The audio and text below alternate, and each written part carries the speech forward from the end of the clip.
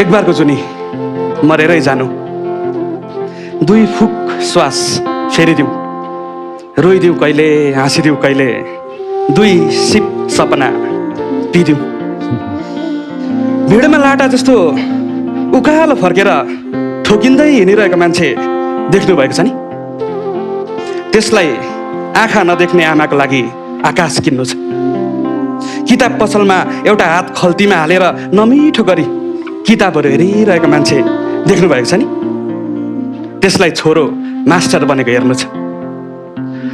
School छुट्टी भएको बेला हातमा फिरफिरे घुमाउँदै उफ्रिँदै घर फर्किँदै गरेको सानो केटा देख्नु भएको छ नि?